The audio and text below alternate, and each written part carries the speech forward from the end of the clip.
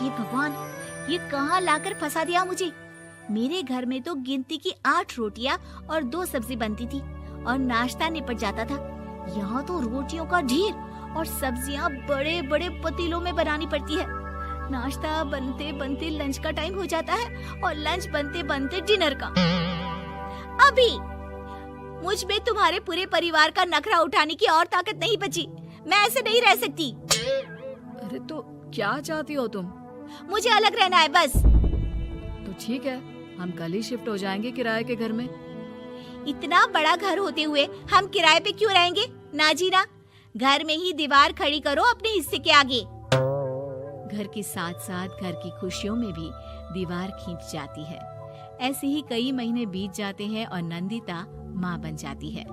बच्चे के आने से अभिषेक के कंधों पर खर्चों का बोझ आ पड़ता है। अभिषेक का बोझ कम करने के लिए नंदिता भी पार्ट टाइम जॉब कर लेती है, लेकिन इससे उसके सर पर नौकरी, घर और बच्चे की जिम्मेदारी बढ़ जाती है। नंदिता, ये क्या है? तुमने घर भी ठीक से साफ नहीं किया, ना ही मेरे कपड़े धुले हैं। चिंटू के बाल भी कटवाने जाना था, देखो उसके बाल कितने बढ़ गए हैं। अरे करती क्या हो पूरा दिन तुम? मैं करती क्या हूँ? तुम्हारा नाश्ता और लंच बनाने के बाद चिंटू को डे केयर सेंटर पर छोड़कर आती हूँ, फिर खुद ऑफिस जाती हूँ। पूरा दिन काम करके आने के बाद बिना आराम किए बाजार से सब्जियाँ लेकर आती हूँ, घर आकर खाना बनाती हूँ, चिंटू को देखती हूँ, और क्या करूँ मैं? तो किसने कहा था अपने सर पर इतने काम लेने को? मत जाओ ऑफिस। ऑफिस जाए बिना घर के खर्चे कहाँ से पूरे होंगे?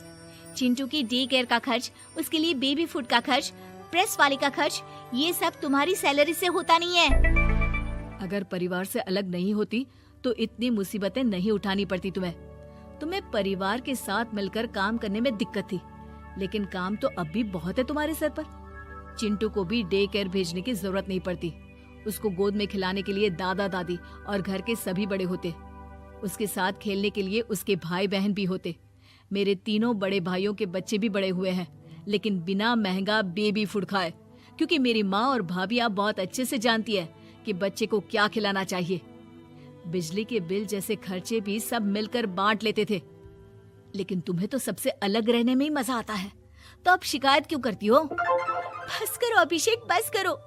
मैं मानती हूँ कि मैं गलत थी। मेरे एक गलत फैसले ने हमें बिल्कुल अकेला कर दिया है सबसे।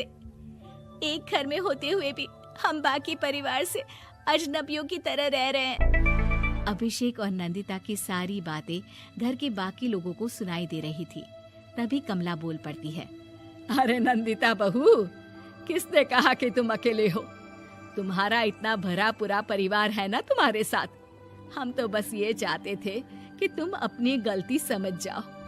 अगर हम तुम्हें समझाते तो शायद तुम ना समझती, लेकिन अपनी गलती का एहसास तुम्हें खुद हो गया है, तो अब तुम समझ चुकी हो परिवार में एक साथ रहने का मोल क्या होता है। मम्मी जी, मुझे माफ कर दीजिए, अब ऐसा दोबारा कभी नहीं होगा। अरे माफी बाद में, पहले मेरा पोता जरा मेरी गोद में तो दे, और तू जाकर सबके लिए चाय बना ला।